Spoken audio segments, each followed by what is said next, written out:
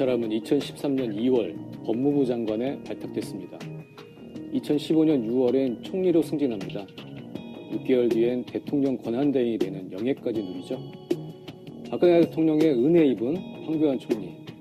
한 사람은 맞고 한 사람은 지르는 콤비 플레이의 진수를 보여주고 있는데요. 오늘 그 얘기 나눠보겠습니다. 어제 황교안 총리가 특검 만료 하루 전날이었죠. 2월 27일 수사기간 연장을 불승인했습니다. 기대도 안 했고 예견된 일이라고 봐야겠죠.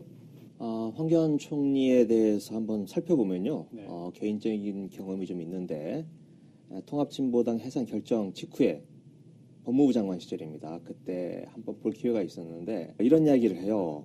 통합진보당 해산 그거 내가 한 거다. 네. 네. 그 이유는 그겁니다. 민주노동당 시절부터 2000년이죠. 민주노동당 시절부터 내가 쭉 지켜봤다. 15년 동안 지켜봐왔다. 이 사건 담당 검사는 이 단건 처리를 하고 넘어가 버리는데 나는 15년 동안 쭉 팔로우를 하면서 그 흐름 그리고 조직적인 연결망 이런 걸 계속 주시를 해왔고 자료를 모으고 법리적 쟁점을 다 검토를 해왔다. 그래서 이번에 이 정당 해산 결정을 이끌어낼 수 있었다. 이렇게 자부심을 드러내는 걸 제가 지켜본 적이 있고요. 이 황교안 총리가 연수원 13기인데 연수원 13기 성적은 거의 사실은 바닥권이었습니다. 네. 그래서 거의 한 10년 동안 이 지방만 돌았어요. 제 기억에 1992년도에 서울지검으로 처음 들어오는데 그런데 그 10년 동안 이 공안 쪽에 보니 굉장히 괄목상대하게 발전을 했더라. 그 사이에 좌익 척결과 관련된 이런 책을 읽는 게 취미였습니다. 네. 그래서 이론적 무장으로 대단히 탄탄하게 돼 있고 그래서 이 별명이 걸어다니는 국가보안법 아닙니까? 그런 의미에서 황교안 총리라고 하는 분은 우리 사회의 어떤 이 반공보수 이념의 아이콘 같은 사람이다. 그런데 어떻습니까? 그 반공보수 이념이 박근혜 대통령과 함께 지금 소멸해가는 국면인데 그러나 반공보수로 어떻게 보면 먹고 살았던 세력 그 세력이 지금 황교안을 지지하는 거고 이 구체제의 막둥이로서의 황교안이 그 지지를 얻고 지금 뭔가 스스로 자임하고 나서려고 하는 때 아니겠습니까? 그 연장선에서 지금 나왔다. 이 특검 연장 불승인이 그렇게 보여집니다. 네.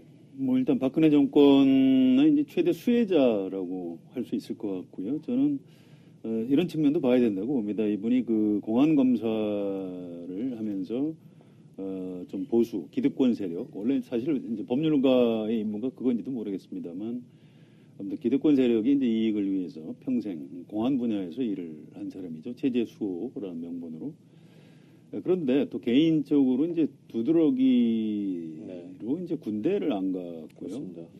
그다음에 이제 고검장을 그만두고 이제 전관 예우를 받아서 이제 그 수억대 돈을 아주 쉽게 번 사람이고요.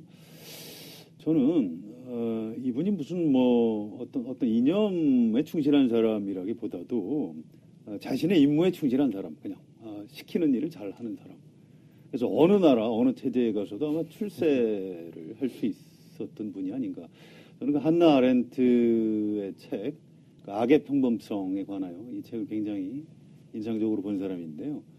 세계 어느 나라에 가도 위에서 의심 없이 위에서 시키는 일을 열심히 하는 사람들, 바로 이 사람들 때문에 절대악이 지구상에 실현이 된다. 이제 이런 표현이 있습니다. 저는 황교안 총리에 대해서 제가 좀 너무 심한 표현인지 모르겠습니다만 일종의 절망감 같은 걸 이번에 역시 또 느꼈습니다. 반공보수 이념으로 철저하게 무장한 영혼 없는 공무원 이런 전형이 아닐까 싶은데요. 일단은 특검 수사는 오늘로 이제 종료가 되게 됐습니다.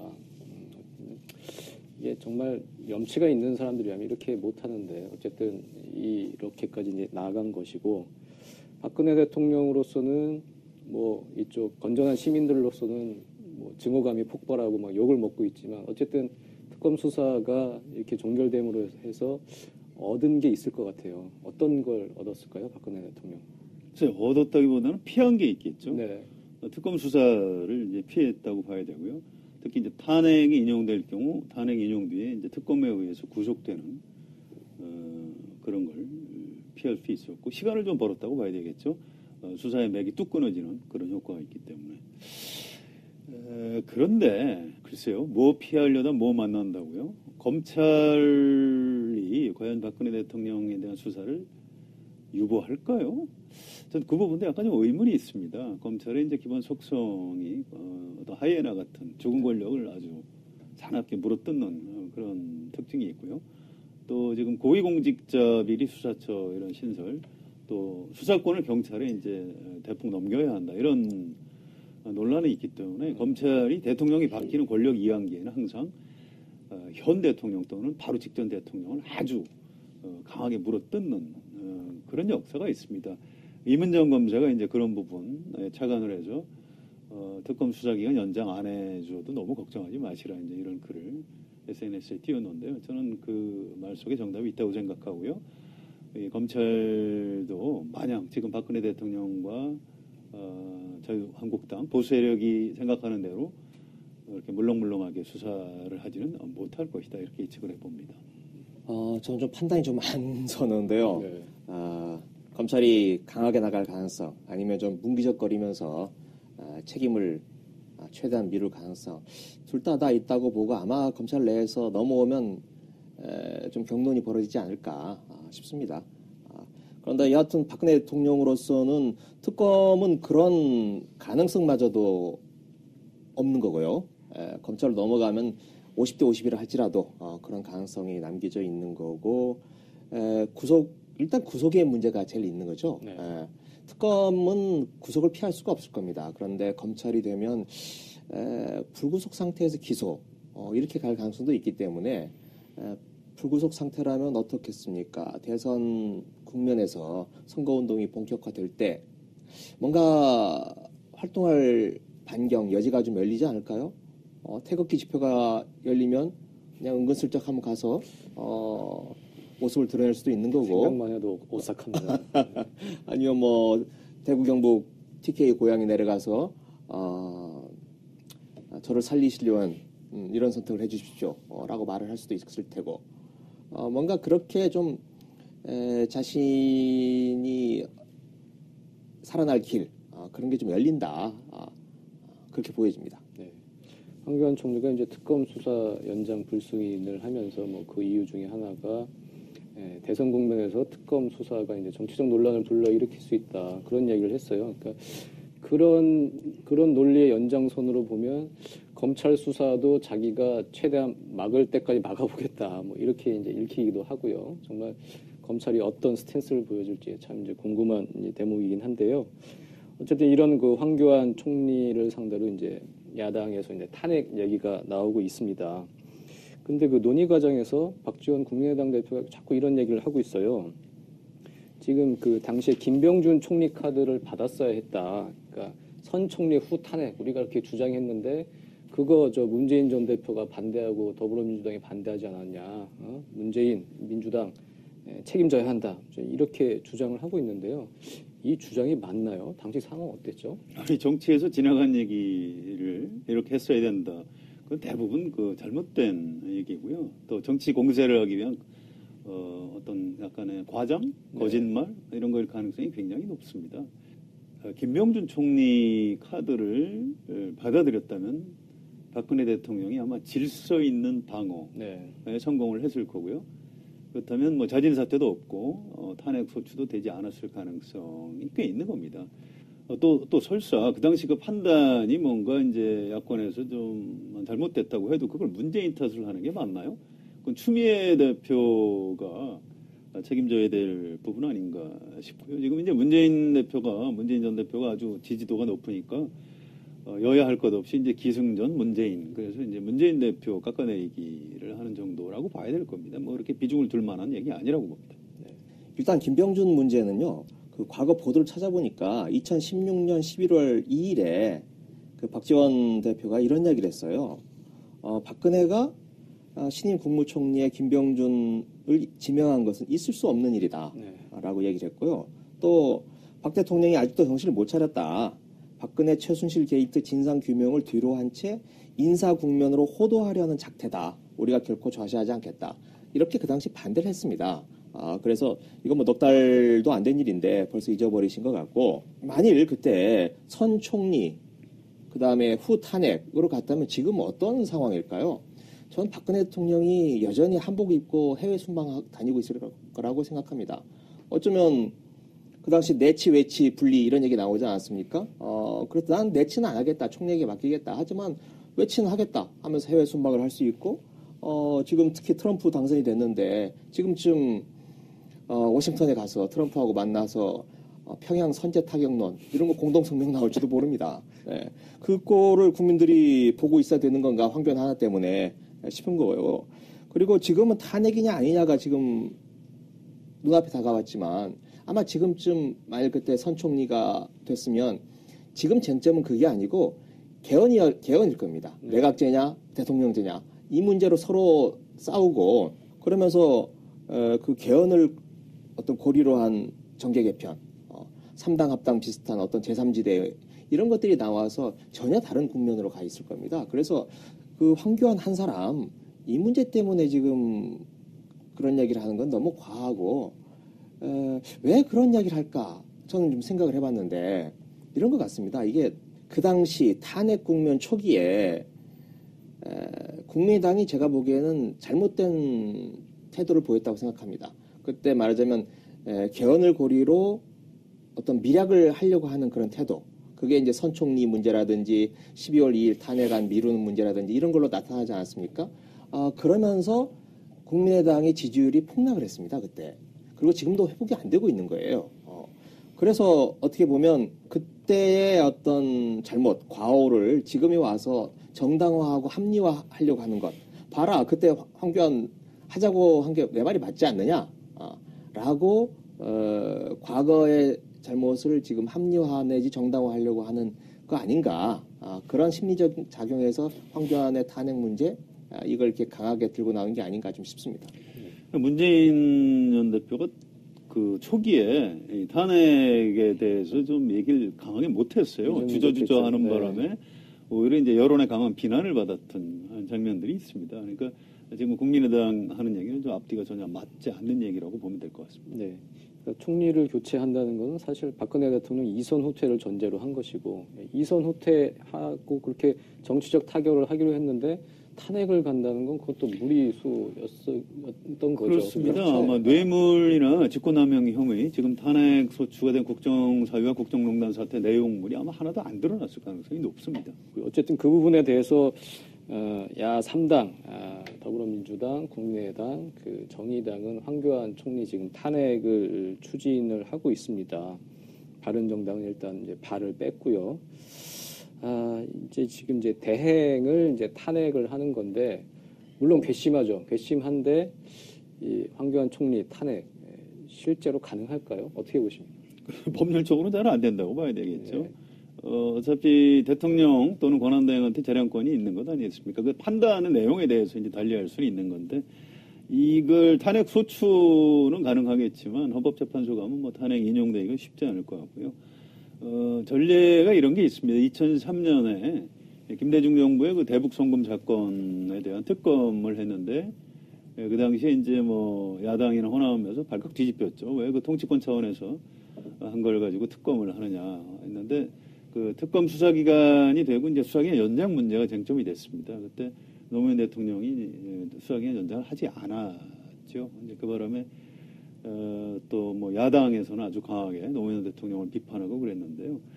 법률적으로는 그런 면이 있는 겁니다. 정치적인 책임하고는 별도로 황교안 국무총리 권한대행을 탄핵하기는 아마 쉽지는 않을 겁니다.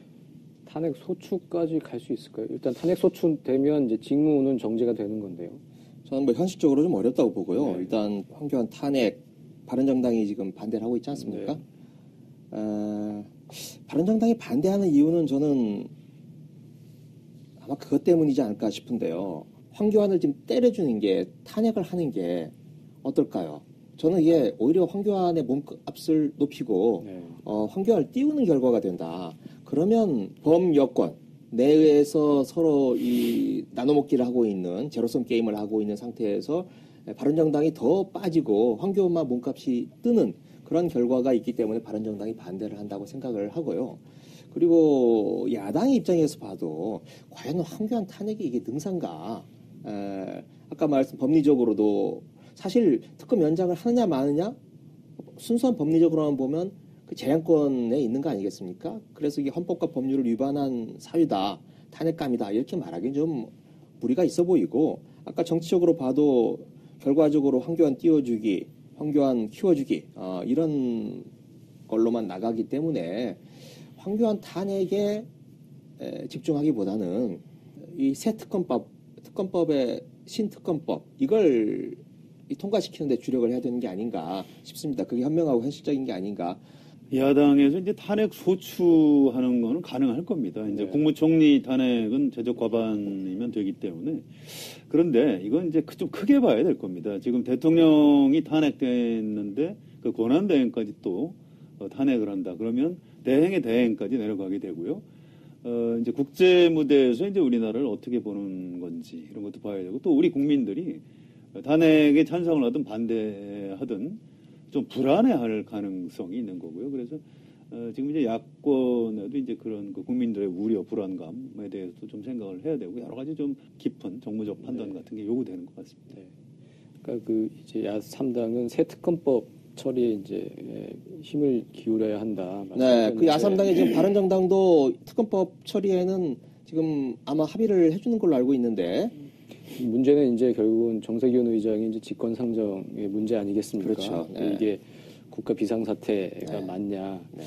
그게 참 지난번에 정의화 의장이 국가 비상사태를 하면서 테러방지법을 직권상정했을 때 상당히 이제 비판이 많았고 이제 필리버스터까지 이어졌는데 이게 지금 직권상정이 가능할까요? 그 부분은 어떻게 보세요? 그래서 현실적으로 국회의장이 직권상정 안 하겠다고 하니까 방법이 없는 겁니다. 또 그 당시에 지금 야권에서 정의화 의장의 테러방지법 직권상정에 대해서 아주 강하게 비판을 했기 때문에 아마 강하게 밀고 나가기가 논리적으로 쉽지는 않은 것 같습니다. 네. 네. 하여튼 뭐 정세균 의장이 판단할 수밖에 없을 텐데 그 당시 테러방지법에 나왔던 어떤 국가 비상사태에 비하면 지금 상태가 대통령이 100배, 유고된 1000배쯤 상태고. 더 국가 비상사태인 것 네. 같은데요. 네. 그 당시는 제가 개인적으로 느낀 건 대단히 평온했고 지금 1000만, 2000만 촛불이 나오고 태극기가 나오고 대통령이 유고 상태인데 이만한 또 국가 비상사태가 어디 있겠습니까? 정세균 의장 어떤 판단을 내릴지 모르겠습니다만 어제인가요? 페북에 그 의미심장한 글을 하나 띄웠던데 이 정의의 가치를 지키는 길을 찾아 나서야 된다. 이런 문구가 하나 있던데 개인적으로 그게 좀 인상적으로 해줄 가능성도 있는 거 아닌가? 이렇게 좀 느꼈습니다. 네. 그분 평소에 그 정치적인 스타일을 보면 좀 안 할 가능성이 쉽지 않은 문제일 것 같아요. 네. 어쨌든 뭐 새 특검법을 통과시키려는 것도 박근혜 대통령의 죄상을 이제 낱낱이 밝히려는 것이고 그런 상황이 어쨌든 지금 구특검법이 종료가 됨으로 해서 박근혜 대통령은 족쇄가 일단은 가장 무거운 족쇄가 이제 풀렸습니다. 박근혜 대통령 그리고 어제 헌재에서 최후 변론에 이제 임했죠. 서면으로 가름을 했는데 여전히 반성의 기미가 전혀 안 보이더라고요. 두 분 보시기에 가장 인상 깊었던 내용 어떤 게 있었습니까? 글쎄, 전 굉장히 좀 어떤 마지막까지 일만의 기대를 좀 했었는데 이제 굉장히 아주 심하게 실망을 했고요. 네. 이 영화의 장면이 생각이 나더라고요. 이제 그 마피아 두목이 수사기관에 가서 내 손은 눈처럼 깨끗하다. 이렇게 주장하는 대목이 있습니다. 나는 부하들에게 누굴 죽이라고 지시한 일도 없고 내가 무슨 돈 세탁을 하라고 한 적도 없고 마약 거래를 하라고 한 적도 없다. 이렇게. 그런데 이제 검찰에서 또 법원에서는 뭐 살인교사 또 뭐 마약 거래 돈 세탁 이런 것에 대해서 전부 다 유죄 판결을 내리는 그런 장면이 있습니다. 저는 이 박근혜 대통령이 좀 해도 너무한다. 이제 이런 생각이 굉장히 강하게 들었고요. 재단을 몇 가지만 좀 짚지 않을 수가 없는데요. 재단을 대기업들이 자발적으로 만들었다. 그건 안종범 수석이 대통령이 지시해서 만들었고 돈을 걷었다 이렇게 이미 진술이 나와 있는 거고요. 또 최순실 씨한테 중요한 국정과 관련한 정보를 넘기지 않았다. 정호성 비서관이 넘겼다고 이미 그 확실한 증언을 한 겁니다. 또 공직자 임명하는데 청탁을 받지 않았다. 당사자가 김종덕 장관이 차은택 씨가 나를 추천했다라고 자인을 한 겁니다. 이런 기본적인 팩트 하나하나까지 다 지금 부정을 하고 있는 것 도저히 받아들일 수 없고요. 그 KD 코퍼레이션 특혜에 대해서 좀 약간 이제 어이가 없는 대목입니다. 이게 중소기업 돕기 차원에서 민원 해소 차원에서 했다. 지금 이거 검찰 공소장에 이미 공범으로 올라가 있기 때문에 이 부분은 이제 변명의 여지가 없다고 봐야 될 겁니다. 또 철저한 진상 파악만을 지시했다. 이제 세계일보 인사 관련인데요. 이게 이제 딱 이제 그 조폭 두목의 논리하고 똑같은 겁니다. 나는 철저히 알아보라고 했지 내가 언제 인사를 하라고 그랬느냐. 이제 이렇게 변명을 아주 비겁하게 하고 있는 거고요. 대통령은 저는 이렇게 생각합니다. 이 순진한 척하는 도덕 선생님이 대통령을 하면 안 되는 겁니다. 대통령 정치인들은 책임 윤리에 충실해야 되는 사람입니다. 뭐 민주공화국 원리에 대해서 또 헌법과 법률에 대해서 기본적인 인식이 안 되어 있는 유신공주가 대한민국 대통령을 했다는 게 참 통탄스러울 뿐입니다. 네, 저는 어제 최후 진술 중에서 가장 인상 깊었던 내용은 그 진술 그 자체보다도 네.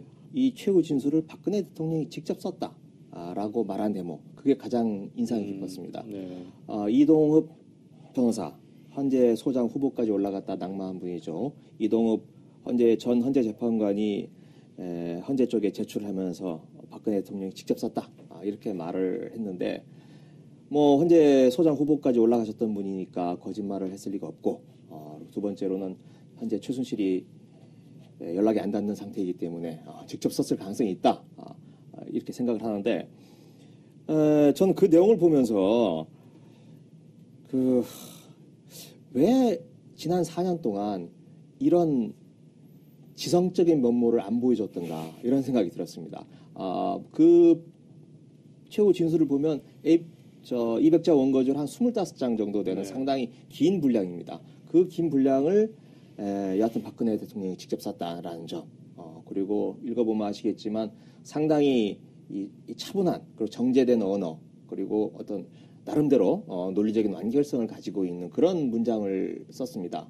그래서 이런 정도를 할 수 있는 대통령의 어떤 지성적인 면모가 있었으면 왜 진작에 안 했을까? 지난 4년 동안 왜 이런 태도와 자세 이런 걸 한 번도 못 보여주다가 이제 마지막에 한 2주밖에 안 남은 시점에 보여줬나?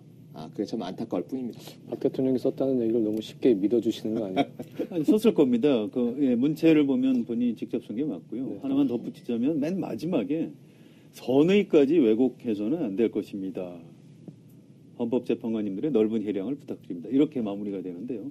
선의까지 왜곡해서는 안 될 것이다. 나는 선의로 했다. 나를 공격하는 사람들은 악의를 가지고 있는 것이다.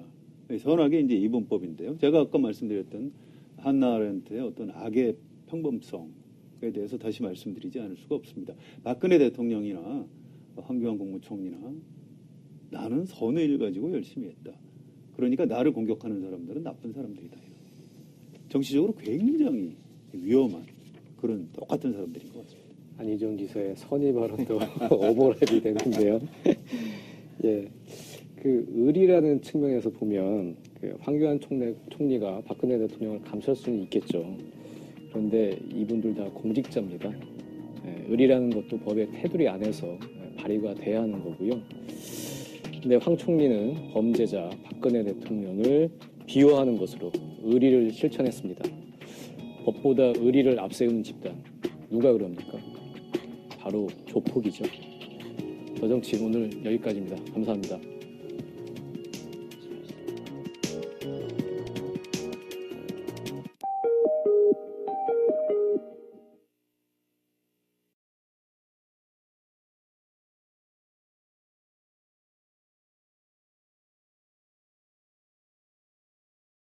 자신들의 주요한 슬로건으로 내걸지 않았습니까? 이 직선제 개헌, 그 당시에 운동권, 학생운동권의 분위기로 봐서는 상당히 개량적이다. 이 제도권에 투항하는 거다라고 하는 이야기를 들을 수 있는 건데도 그런 전대협과 직선제 개헌안을 낳는 어떤 이론적인 체계 이런 걸 만드는데 안 지사가 상당히 공헌을 한 것으로 알고 있습니다. 그만큼 어떻게 보면 젊었을 때도 현실적이고 어찌 보면 또 실용적인 그런 면모를 지니고 있었다고 생각을 하고요. 그리고 그 이후에 정치권에 들어와서도 주로 경험하고 한 일이 어쩌 그런 방향을 좀 더 강화하는 쪽으로 사고 체계가 그런 쪽으로 좀 더 강화되는 쪽으로 간 것 같아요. 예를 들면 장수촌 문제도 실질적인 경영자였지 않습니까? 노무현 대통령을 대신한 생수업체. 그리고 대선 때는 선거자금 모금 창구를 하지 않았어요? 네. 대기업을 상대할 수밖에 없는 위치였죠. 그리고 충남도지사를 하면서 특히 충남이라고 하는 지역이 갖고 있는 지역적 특색이 있고 거기에 이제 안 지사가 자유총연맹이나 또 재향군인회 이런 보수단체를 피하지 않았어요. 직접 맞닥뜨리면서 그 사람들하고 논리적으로 정서적으로 이겨내려고 했던 그런 과정에서 좀 더 이 강화가 됐던 게 아닌가 싶습니다. 예를 뭐 하나만 오래전에 제가 들었던 이야기인데 2002년 대선 직후였던 걸로 기억하는데 그때 정경련의 부회장, 지금의 부회장은 이승철이죠. 그 당시에 정경련 부회장이 손병두 서강대 총장도 지내신 분인데 그분 시절에 그분이 이제 이쪽 재벌 쪽하고 안희정하고 말하자면 모임을 한번 갖게 했었다는 거예요. 그런데 그때 재벌 쪽에서 대기업 쪽에서 나온 사람들은 그 당시 노무현 대통령이 이제 후보 시절 당선자 시절이었을 겁니다. 당선자 시절에 야, 이 노무현에 주는 이미지가 굉장히 압박감으로 와 닿았죠. 그런데 안희정은 운동권 출신이니 얼마나 과격하고 우리를 괴롭힐까 이런 마음으로 가봤는데 이야기를 해보니까 훨씬 그 사고가 유연하고 탄력적이더라. 폭이 넓더라. 이제 그런 반응을 보였다 그래요. 오래전에 들은 이야기인데 근데 그만큼 이 안지사 그게 이제 양면성이 있는 거죠, 사실은. 어떻게 보면 그만큼 사고의 폭이 넓고 유연하다라고 하는 평가가 있는 반면에 그걸 좀 다른 측면에서 보면 좀 달리 보일 수 있는. 그게 그 경계선을 위험한 경계선을 어떻게 보면 안지사는 걸어가고 있다. 그렇게 보여집니다. 그 자서전을 읽어본 일이 있는데요. 고등학교 때 혁명을 꿈꿨던 사람입니다. 그다음에 이제 서울에 와서 아주 파란만장한 젊은 시절을 보냈고요. 또 이제 학생운동을 하다가 구속됐고 상당히 그 강한 문초와 또 뭐 고문, 폭력 이런 걸 당하면서 자기가 또 무너져 내리는 과정 같은 걸 굉장히 솔직하게 적어놨고요. 왜 정치를 시작했는지 이런 얘기도 이제 꽤 자세히 적어놨습니다. 그 진정성 같은 게 좀 있다고 보고요. 지금 안희정 기사가 얘기하는 통합의 메시지는 그냥 어떤 득표를 위한 전술 전략이라기보다는 자기의 어떤 정치적인 소신이다. 이렇게 보는 게 맞을 것 같습니다. 이제 어떤 사람들은 문재인 전 대표하고 뭐 차별화 전략 아니냐 이렇게 얘기하는데 뭐 그런 면이 없다고 할 수는 없습니다만 그거보다는 이제 안희정이라는 정치인의 인생관, 가치관이 뭐 통합 뭐 이런 쪽이다 이렇게 보는 게 맞을 것 같습니다. 상당히. 그런데 이제 저는 거기에 선거 전략이 더 얹혀졌다라고 생각을 하는 거죠. 실제로 제가 캠프 사람들 얘기를 들어보면 논쟁이 있었다고 합니다. 이게 이번도 아니고 대연정도 아니고 그 전에 협치라는 말을 꺼낼 때 오히려 그때 이제 캠프 내부적으로 논쟁을 벌였다는 건데 뭐 설왕설래 하다가 결국 이제 지금의 스탠스로 위치가 정해진 건데 그건 그런 거죠. 뭐냐 도저히 지금 민주당 내부 전통적 지지층을 향해서 메시지를 던져봐야 도저히 맞으면 뚫고 들어갈 틈이 별로 없다. 그러니까 민주당의 외부 중도적이거나 좀 보수적인 그 외부에서 힘을 불리고 세를 불려서 그 세를 가지고 다시 내부로 들어오는 뭐 집토끼 산토끼 비유하자면 산토끼를 많이 잡아서 가져오면 집토끼들도 박수 쳐주는 거 아니냐. 그런 논리로 선거의 전략이 결정이 협치라는 말을 꺼낼 때 이미 돼 있었다는 거고요. 그런데 캠프 내부에서도 안 지사가 선이라는 발언을 한 것에 대해서는 굉장히 좀 당황한, 그걸 속도 위반이라고 표현하더라고요. 캠프에서는 원래 철학과 사고체계 그런데 거기에 전략이 붙으니까 이제 가속도가 붙다 보니까 이게 속도를 위반한 거다. 그런데 이게 그렇다고 방향을 틀 수 있거나 방향이 잘못된 건 아니다. 속도 위반이다. 그렇게 내부적으로 좀 정리를 했다고 합니다. 그 안희정 지사 출마 선언문을 보면 그런 표현들이 나옵니다. 전직 대통령들의 공을 자기가 다 승계해서 통합해서 이제 가겠다 하면서 자기가 이제 새로운 어떤 경제 정책의 방향을 내놓지는 않았습니다. 심지어 박근혜 대통령의 창조 경제에도 승계하겠다고 했었어요. 출마 선언한 지 벌써 오래되니까 벌써 잊어버렸는데 지금 이 순간에 그 얘기 다시 하면 또 한번 발칵 뒤집힐 가능성이 높습니다. 그래서 이미 출마 선언을 할 때부터 이제 어떤 전직 대통령들의 공을 승계하겠다라든가 그 사람들도 뭘 좀 잘해보려고 했던 것 아니냐 이런 큰 어떤 전략적 차원에서의 어떤 스탠스는 이미 결정돼 있었던 것 같습니다. 어쨌든 예견된 방향이었는데 어쨌든 속도가 좀 너무 빨라 해서 속도 위반이 됐다. 그럼 이제 속도 위반에는 우리가 이제 벌점을 주죠. 그런 것처럼 일단은 이게 상승세에 좀 제동이 좀 걸릴 것 같기도 해요. 또 이런 얘기도 있더라고요. 일부 보수층에서는 문재인이 되는 걸 막으려면 안희정을 찍어야 된다고 했는데 이게 1대1로 붙여보면 문재인보다 안희정이 본선에서 더 많이 나오는 걸로 보고 이게 아닌가 보다. 뭐 이런 얘기도 지금 돌고 있다고 하고요. 안희정 지사의 상승세 어떻게 보십니까? 제동이 걸릴 건지. 근데 그건 좀 너무 복잡한 분석이고요.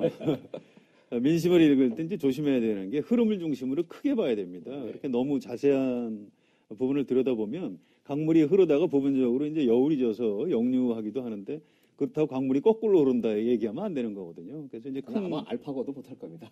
예, 큰 덩어리로 봐야 되는 거고요. 일단 최근에 안희정 바람이 부는 거는 크게 보면 어떤 통합의 메시지에 호응하는 중도층의 지지가 있는 것이고요. 또 어떤 젊고 매력적이고 예능감까지 갖춘 새로운 정치인, 이게 이제 어필하는 측면이 있었던 거고요. 또 한 가지는 야당을 지지하지만 왠지 문재인은 좀 싫다. 이제 이런 사람들이 이제 새로운 대안으로서 안희정을 선택한 이런 서너 가지가 이제 복합적으로 작용을 했다. 이렇게 봐야 됩니다. 보수층이 그동안 안희정을 지지한다. 내지 민주당 선거인단으로 등록을 해서 이제 역선택을 한다. 이런 여러 가지 얘기들이 있었습니다만 이제 가설에 불과하고요. 아직은 그 사실이 아닐 가능성이 높은 것 같습니다.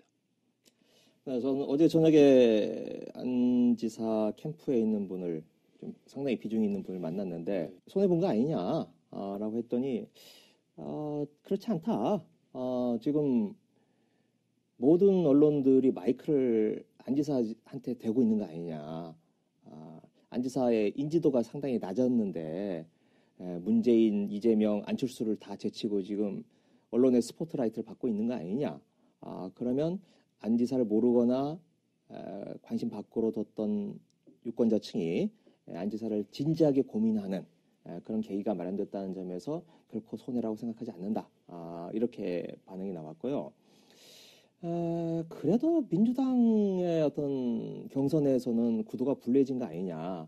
이런 얘기를 한번 했더니 이게 지금 전혀 가보지 않은 길을 지금 가고 있는 거다. 그 전에 경선이 있었지만 다 몇 퍼센트 제한이 있지 않았습니까? 그런데 이번은 완전 국민 경선 150만, 200만, 250만이 들어오는 게임이다. 이 게임 누구도 해보지 않은 게임인데 그게 예전에 민주당 지지층을 중심으로 계산하는 셈법이 여기에서 통한다고 보느냐. 그래서 자기들은 누구도 지금 이건 알 수 없는 거다. 라고 하는 이야기고요. 그리고 이제 그 충청표에 대한 자신감을 보이더라고요. 이 충청표가 지금 겉으로 드러나는 것보다 훨씬 더 강고하게 안 지사를 지지하고 있다.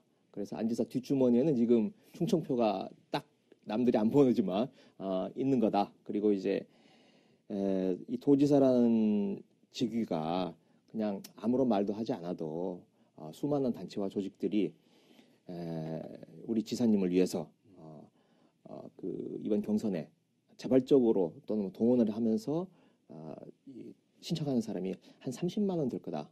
이렇게 이제 좀 자신을 하면서 그렇게 데미지가 있는 걸로는 생각을 하지 않고 있더라고요. 네. 일단 그 여론조사상으로는 일단 그 상승세가 약간 좀 꺾이긴 한 것 같습니다. 리얼미터 조사 20일과 21일 한 거 보면 안희정 지사가 19.2%로 일주일 전보다 한 1.2%포인트 좀 빠진 건 이제 사실인 것 같고요. 뭐 미세하긴 하지만 어쨌든 이제 상승세가 꺾였다는 측면에서는 그래도 조금 영향이 있다고 이제 봐야 할 것 같은데 지금 5월 조기 대선 뭐 만약 그렇게 한다고 해도 그래서 이제 쇼트트랙 대선이라고도 하지만 어쨌든 이런 그 말 한마디로 행동 하나로 이제 삐끗하는 경우가 좀 있을 것 같아요.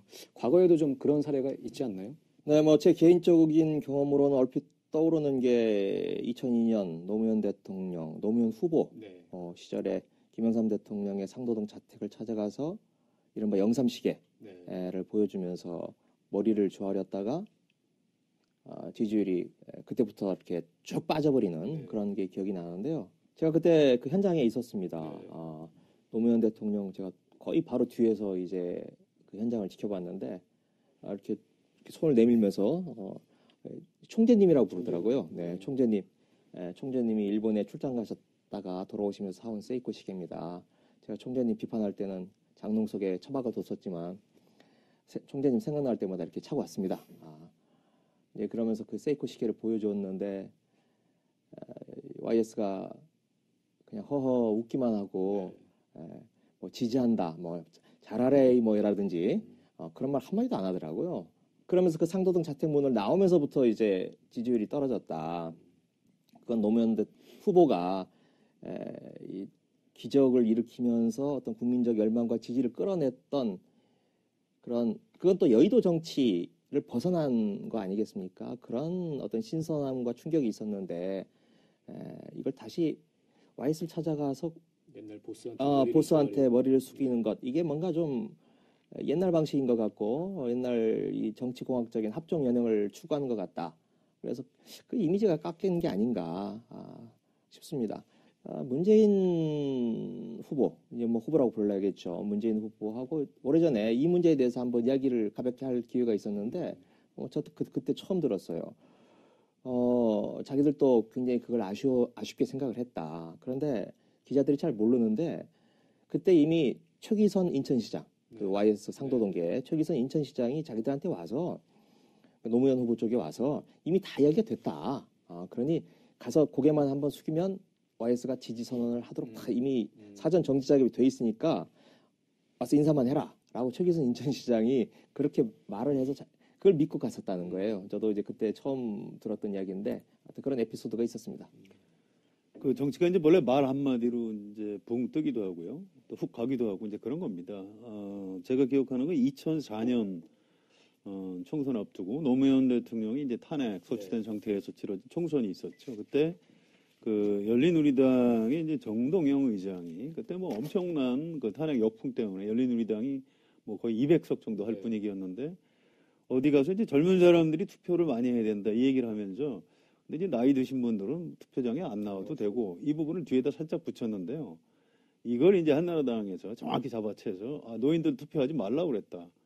맞죠? 노인 평화 발언으로 해서 거의 선거를 한나라당에서 이걸로 치르다시피 했습니다. 이게 아주 악성인 것이 세대 투표가 더 이제 그 현상이 심해지는 이런 계기가 됐습니다. 2002년에 이회창 노무현 겨루면서 세대 투표 현상이 처음 나타났는데 2004년에 이 노인 폄하 발언으로 노인들은 이제 한나라당 쪽을 지지하고 젊은 사람들이 열린우리당을 지지하는 이런 현상이 벌어졌던 이 사건이 하나 있습니다. 또 한 가지는 이제 맥락은 좀 다른데요. 충청도 핫바지론이라는 게 있습니다.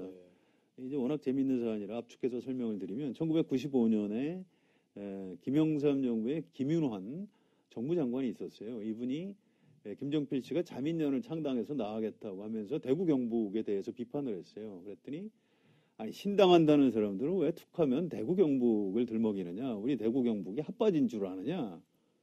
이렇게 얘기를 했는데 그리고 충청도의 어느 지역 신문이 김윤환 장관이 충청도를 핫바지라고 했다.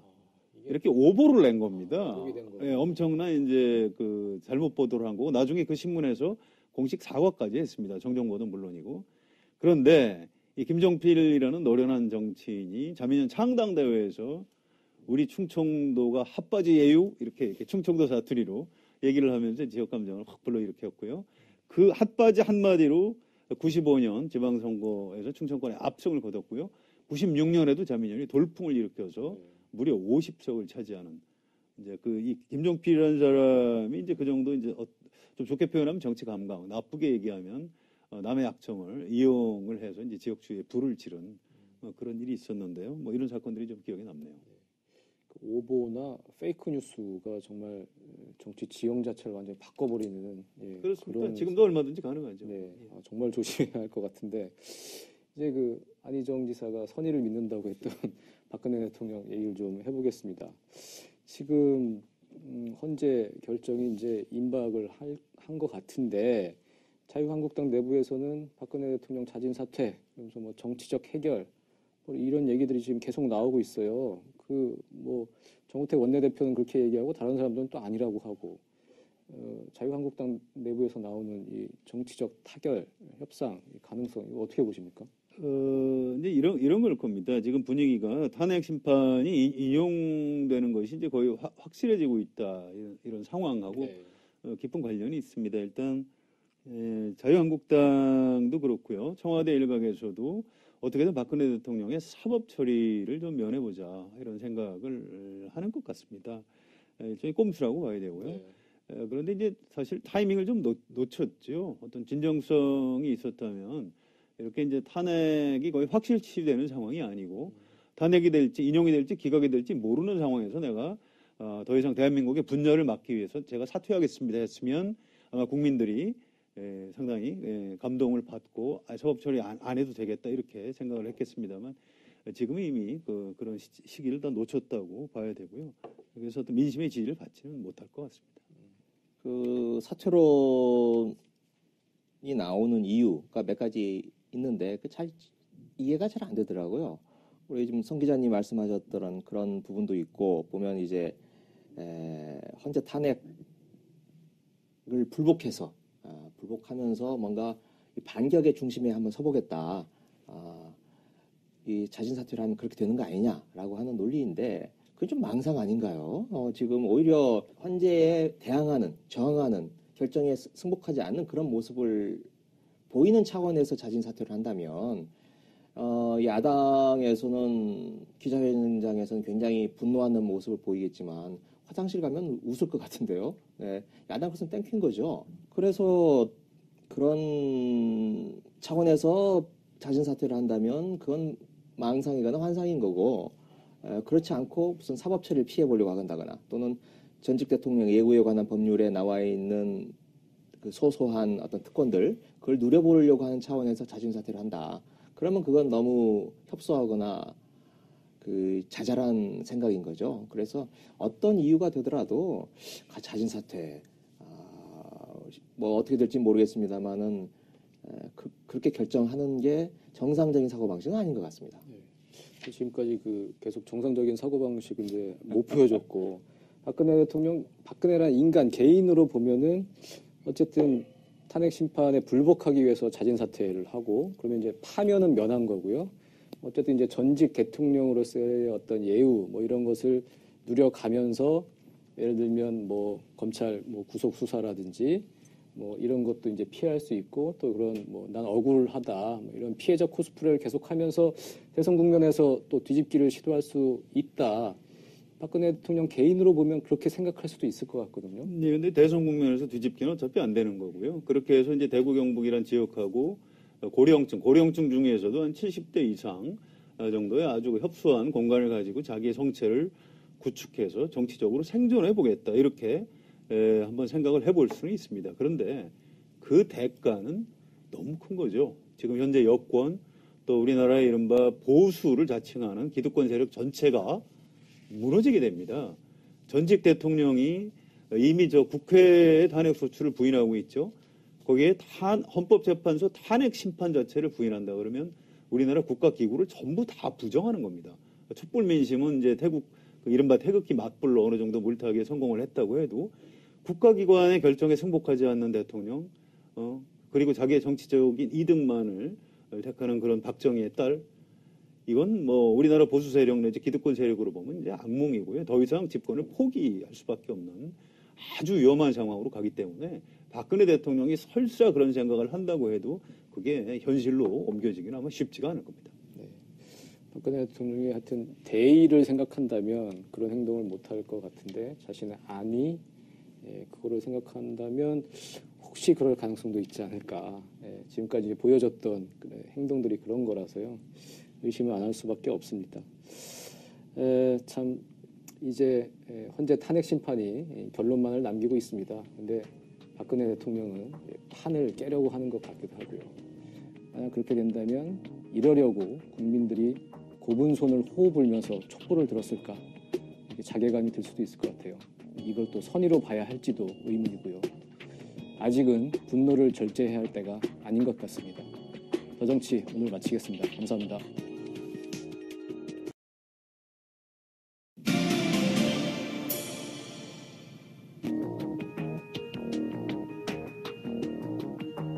이 사람은 2013년 2월 법무부 장관에 발탁됐습니다. 2015년 6월엔 총리로 승진합니다. 6개월 뒤엔 대통령 권한대행이 되는 영예까지 누리죠. 박근혜 대통령의 은혜 입은 황교안 총리. 한 사람은 맞고 한 사람은 지르는 콤비 플레이의 진수를 보여주고 있는데요. 오늘 그 얘기 나눠보겠습니다. 어제 황교안 총리가 특검 만료 하루 전날이었죠. 2월 27일 수사기간 연장을 불승인했습니다. 기대도 안 했고 예견된 일이라고 봐야겠죠. 황교안 총리에 대해서 한번 살펴보면요. 네. 개인적인 경험이 좀 있는데 통합진보당 해산 결정 직후에 법무부 장관 시절입니다. 그때 한번 볼 기회가 있었는데 이런 이야기를 해요. 통합진보당 해산 그거 내가 한 거다. 네. 네. 그 이유는 그겁니다. 민주노동당 시절부터 2000년이죠. 민주노동당 시절부터 내가 쭉 지켜봤다. 15년 동안 지켜봐왔다.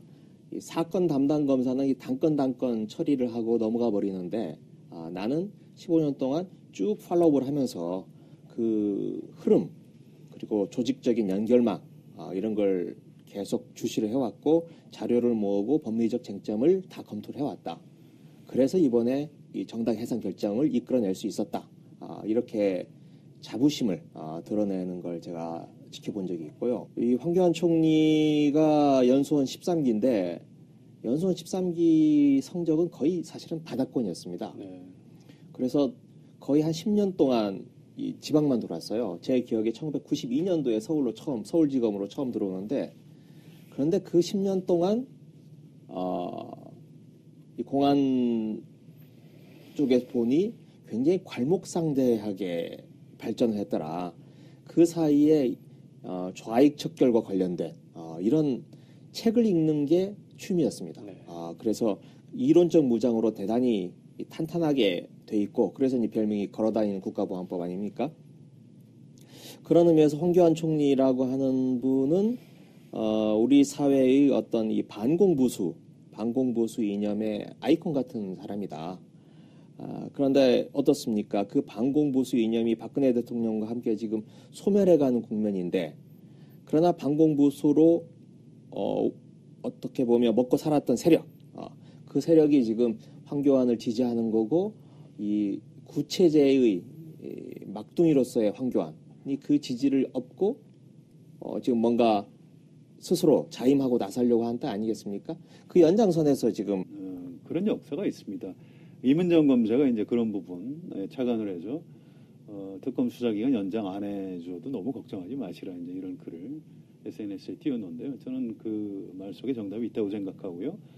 이 검찰도 마냥 지금 박근혜 대통령과 자유한국당 보수 세력이 생각하는 대로 이렇게 물렁물렁하게 수사를 하지는 못할 것이다 이렇게 예측을 해봅니다. 저는 좀 판단이 좀 안 서는데요. 네.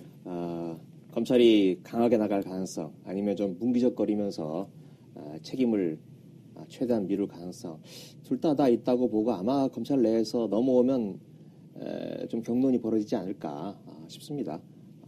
그런데 여하튼 박근혜 대통령으로서는 특검은 그런 가능성마저도 없는 거고요. 검찰로 넘어가면 50대 50이라 할지라도 그런 가능성이 남겨져 있는 거고, 일단 구속의 문제가 제일 있는 거죠. 네. 특검은 구속을 피할 수가 없을 겁니다. 그런데 검찰이 되면 불구속 상태에서 기소 이렇게 갈 가능성도 있기 때문에 불구속 상태라면 어떻겠습니까? 대선 국면에서 선거운동이 본격화될 때 뭔가 활동할 반경 여지가 좀 열리지 않을까요? 태극기 집회가 열리면 그냥 은근슬쩍 한번 가서 모습을 드러낼 수도 있는 거고, 생각만 해도 오싹합니다. 아니면 뭐 대구 경북 TK 고향에 내려가서 저를 살리시려면 이런 선택을 해주십시오 라고 말을 할 수도 있을 테고, 뭔가 그렇게 좀 자신이 살아날 길 그런 게 좀 열린다, 그렇게 보여집니다. 네.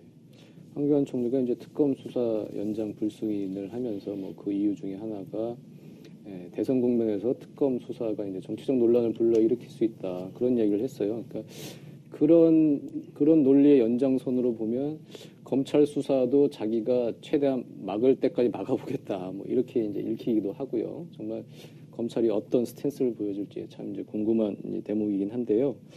어쨌든 이런 그 황교안 총리를 상대로 이제 야당에서 이제 탄핵 얘기가 나오고 있습니다.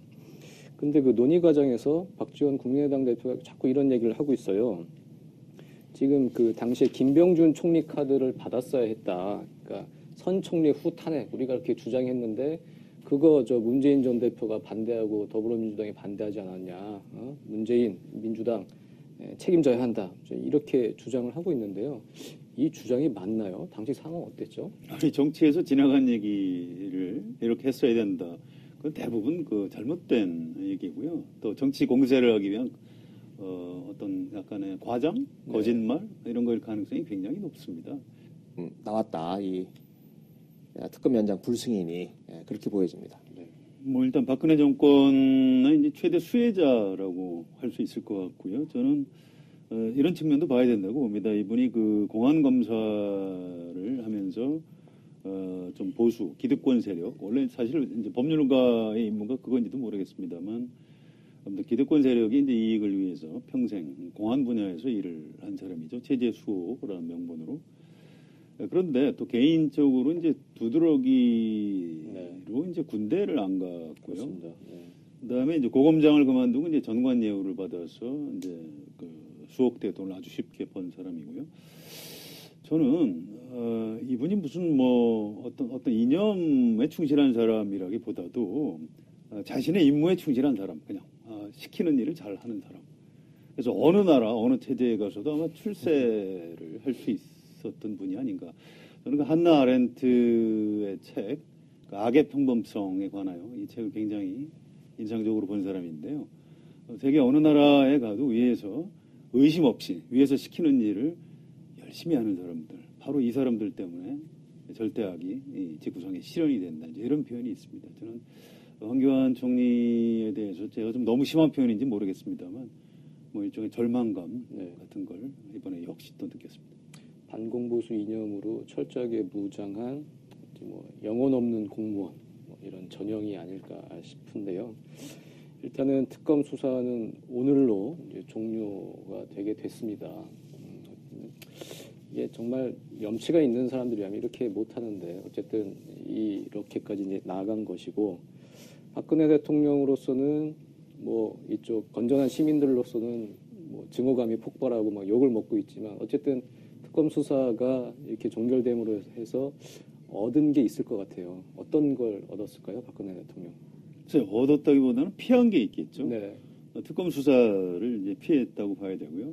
특히 이제 탄핵이 인용될 경우 탄핵 인용 뒤에 이제 특검에 의해서 구속되는 그런 걸 피할 수 있었고, 시간을 좀 벌었다고 봐야 되겠죠. 수사의 맥이 뚝 끊어지는 그런 효과가 있기 때문에. 그런데 글쎄요, 뭐 피하려다 뭐 만난다고요? 검찰이 과연 박근혜 대통령에 대한 수사를 유보할까요? 전 그 부분도 약간 좀 의문이 있습니다. 검찰의 이제 기본 속성이 어떤 하이에나 같은 죽은 권력을 아주 사납게 물어뜯는 그런 특징이 있고요. 또 지금 고위공직자 비리 수사처 이런 신설, 또 수사권을 경찰에 이제 대폭 넘겨야 한다 이런 논란이 있기 때문에 검찰이 대통령이 바뀌는 권력 이완기에는 항상 현 대통령 또는 바로 직전 대통령을 아주 강하게 물어뜯는. 지금이 와서 정당화하고 합리화하려고 하는 것. 봐라, 그때 황교안 하자고 한 게 내 말이 맞지 않느냐? 라고 과거의 잘못을 지금 합리화 내지 정당화하려고 하는 거 아닌가? 그런 심리적 작용에서 황교안의 탄핵 문제 이걸 이렇게 강하게 들고 나온 게 아닌가 좀 싶습니다. 문재인 전 대표가 그 초기에 이 탄핵에 대해서 좀 얘기를 강하게 못했어요. 주저주저 하는 네. 바람에 오히려 이제 여론의 강한 비난을 받았던 장면들이 있습니다. 그러니까 지금 국민의당 하는 얘기는 좀 앞뒤가 전혀 맞지 않는 얘기라고 보면 될 것 같습니다. 네. 그러니까 총리를 교체한다는 것은 사실 박근혜 대통령 이선 후퇴를 전제로 한 것이고, 이선 후퇴하고 그렇게 정치적 타결을 하기로 했는데 탄핵을 간다는 건 그것도 무리수였던 거죠. 그렇습니다. 그렇죠? 아마 뇌물이나 직권남용 혐의, 지금 탄핵 소추가 된 국정사위와 국정농단 사태 내용물이 아마 하나도 안 드러났을 가능성이 높습니다. 어쨌든 그 부분에 대해서 야 3당 더불어민주당, 국민의당, 그 정의당은 황교안 총리 지금 탄핵을 추진을 하고 있습니다. 바른정당은 일단 이제 발을 뺐고요. 이제 지금 이제 대행을 이제 탄핵을 하는 건데, 물론 괘씸하죠. 괘씸한데 이 황교안 총리 탄핵 실제로 가능할까요? 어떻게 보십니까? 법률적으로는 잘 안 된다고 봐야 되겠죠. 네. 어차피 대통령 또는 권한대행한테 재량권이 있는 것 아니겠습니까? 그 판단하는 내용에 대해서 이제 달리할 수는 있는 건데, 이걸 탄핵 소추는 가능하겠지만 헌법재판소 가면 뭐 탄핵 인용되기가 쉽지 않을 것 같고요. 전례가 이런 게 있습니다. 2003년에 김대중 정부의 그 대북 송금 사건에 대한 특검을 했는데, 그 당시에 이제 뭐 야당이나 호남에서 발칵 뒤집혔죠. 왜 그 통치권 차원에서 한 걸 가지고 특검을 하느냐 했는데, 그 특검 수사 기간이 되고 이제 수사 기간 연장 문제가 쟁점이 됐습니다. 그때 노무현 대통령이 수사 기간 연장을 하지 않았죠. 이제 그 바람에 또 뭐 야당에서는 아주 강하게 노무현 대통령을 비판하고 그랬는데요. 법률적으로는 그런 면이 있는 겁니다. 정치적인 책임하고는 별도로 황교안 국무총리 권한대행을 탄핵하기는 아마 쉽지는 않을 겁니다. 탄핵 소추까지 갈 수 있을까요? 일단 탄핵 소추 되면 이제 직무는 정지가 되는 건데요. 저는 뭐 현실적으로 좀 어렵다고 보고요. 네. 일단 황교안 탄핵 바른정당이 지금 반대를 하고 있지 않습니까? 바른정당이 반대하는 이유는 저는 아마 그것 때문이지 않을까 싶은데요. 황교안을 지금 때려주는 게, 탄핵을 하는 게 어떨까요? 저는 이게 오히려 황교안의 몸값을 높이고 네. 황교안을 띄우는 결과가 된다. 그러면 범여권 내에서 서로 이 나눠먹기를 하고 있는, 제로섬 게임을 하고 있는 상태에서 바른정당이 더 빠지고 황교안만 몸값이 뜨는 그런. 김명준 총리 카드를 받아들였다면 박근혜 대통령이 아마 질서 있는 방어에 네. 성공을 했을 거고요. 그렇다면 뭐 자진 사퇴도 없고 탄핵 소추도 되지 않았을 가능성이 꽤 있는 겁니다. 또 설사 그 당시 그 판단이 뭔가 이제 야권에서 좀 잘못됐다고 해도 그걸 문재인 탓을 하는 게 맞나요? 그건 추미애 대표가 책임져야 될 부분 아닌가 싶고요. 지금 이제 문재인 전 대표가 아주 지지도가 높으니까 여야 할 것 없이 이제 기승전 문재인, 그래서 이제 문재인 대표 깎아내리기를 하는 정도라고 봐야 될 겁니다. 뭐 그렇게 비중을 둘 만한 얘기 아니라고 봅니다. 네. 일단 김병준 문제는요. 그 과거 보도를 찾아보니까 2016년 11월 2일에 그 박지원 대표가 이런 이야기를 했어요. 박근혜가 신임 국무총리의 김병준을 지명한 것은 있을 수 없는 일이다. 네. 라고 얘기를 했고요. 또 박 대통령이 아직도 정신을 못 차렸다. 박근혜 최순실 게이트 진상규명을 뒤로 한 채 인사 국면으로 호도하려는 작태다. 우리가 결코 좌시하지 않겠다. 이렇게 그 당시 반대를 했습니다. 그래서 이건 뭐 넉 달도 안 된 일인데 벌써 잊어버리신 것 같고, 만일 그때 선 총리 그 다음에 후 탄핵으로 갔다면 지금 어떤 상황일까요? 저는 박근혜 대통령이 여전히 한복 입고 해외 순방 다니고 있을 거라고 생각합니다. 어쩌면 그 당시 내치, 외치, 분리 이런 얘기 나오지 않았습니까?